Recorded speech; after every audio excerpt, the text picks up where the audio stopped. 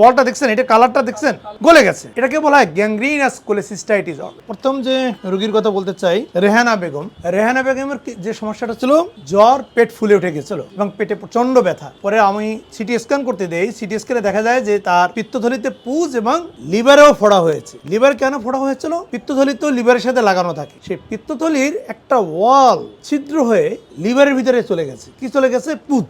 সেই পুজের এক্সটেনশন লিভারের ভিতরে হয়ে সিটি স্ক্যানে পুজের মতো বা ফোড়ার মতো দেখা গিয়েছে, যেটা আমরা ল্যাপারোস্কোপিক্যালি এইমাত্র শেষ করেছি। আমরা পেটের ভিতরে গিয়ে যেটা দেখলাম যে লিভারে ফোড়া আছে এবং পিত্তথলিটা পচে গেছে। কেমনে বুঝবেন? দেখেন, এটা একটা সুস্থ পিত্তথলি, অর্থাৎ এর ভিতরে হয়তো পাথর আছে, আমি একটু পরে দেখাবো। কিন্তু আপনাদের যে রোগী দেখেন, ওনার পিত্তথলির ওয়ালটা দেখেন, ওয়ালটা দেখছেন, এটা কালারটা দেখছেন, গলে গেছে। এটাকে বলা হয় গ্যাংগ্রিনাস কোলেসিস্টাইটিস।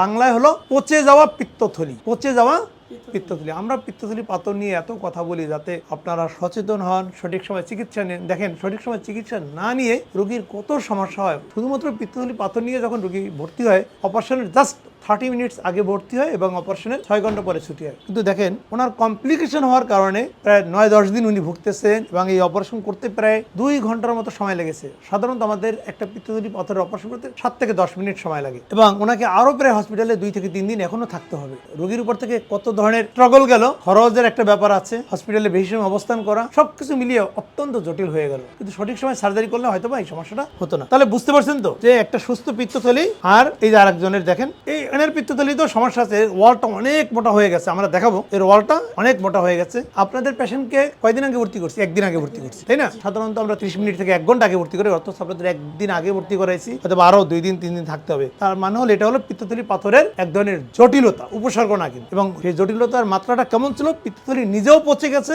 এবং লিভারের ভিতরেও ফোড়া হয়েছিল। সেই আমরা লিভারের ফোড়াটাও ড্রেন করে দিয়ে পুজ বের করে দিয়েছি। এটা ভিডিও আছে, আপনারা ভিডিও নিয়ে যাবেন, সেখানে আপনারা দেখতে পারবেন যে কিভাবে আমরা এই অপারেশনটা করেছি। অত্যন্ত জটিল একটা অপারেশন, আলহামদুলিল্লাহ আমরা খুবই সুন্দরভাবে শেষ করতে পেরেছি। তাহলে আপনারা কি বুঝতে পেরেছেন যে পিত্তথলি পাথরের একটা জটিলতা হলো পিত্তথলি পচে যাওয়া, এবং সেই পচে যাওয়া থেকে লিভারের ভিতরেও ফোড়া হতে পারে, এবং সেই অপারেশনটা আমরা ল্যাপারোস্কোপিক্যালি শেষ করতে পেরেছি, আলহামদুলিল্লাহ।